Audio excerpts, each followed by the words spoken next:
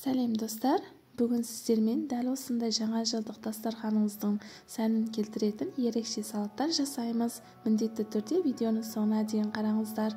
Және менің каналыма тіркелмеген болсаңыз, келесі шығатын видеоларымды жіберіп алмау үшін тіркеліп қойыңыз. Ең алдымен піскен картоплымызды теркадан өткізіп аламыз. Ал енді піскен жұмыртқаларымызды теркадан өткізіп аламыз. Теркадан өткізіп алған жұмыртқаларымызды ортақ ыдысымызға саламыз. Піскен сәбізімізді дәл осылай теркадан өткізіп аламыз. Сәбіздерімізді де ортақ ыдысымызға саламыз. Ал енді кішкентай пиязымыздың дәл осылай жарты бөлігін алып қойып, қалған жарты бөлігін ұсақтап турап аламыз. Турап алған пияздарымызды ортақ ыдысымызға саламыз.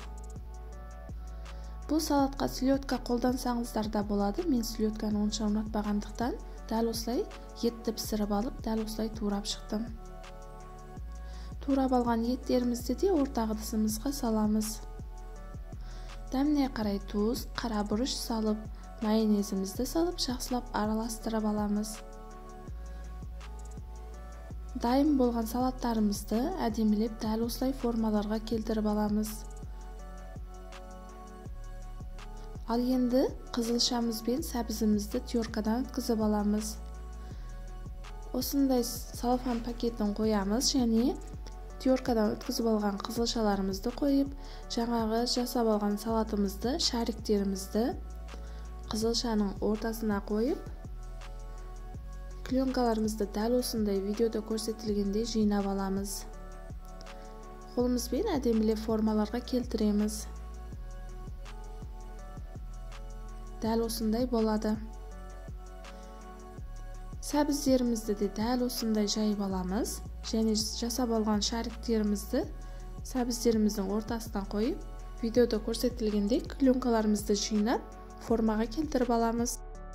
Достар, менің каналымда бұдан бөлек салаттар, торттар, десерттер, ыстық тағамдардың рецептері бар. Міндетті түрде кіріп көрсеңіздер болады.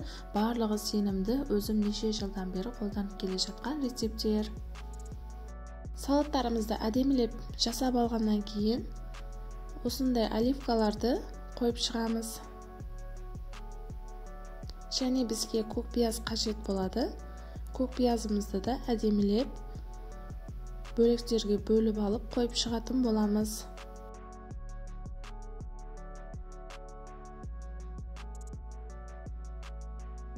Өте тез дайын болатын ерекше салат болады. Міндетті түрде жасап көріңіздер. Дәмі де өте ерекше болады. Сіздерге видео ұнаған болса, менің каналыма тіркеліп, лайк басып, комментария жазуды ұмытпаңыздар және қоңырау тілмешесін басып қойыңыздар, келесіде шығатын видеоларымды жіберіп алмау үшін.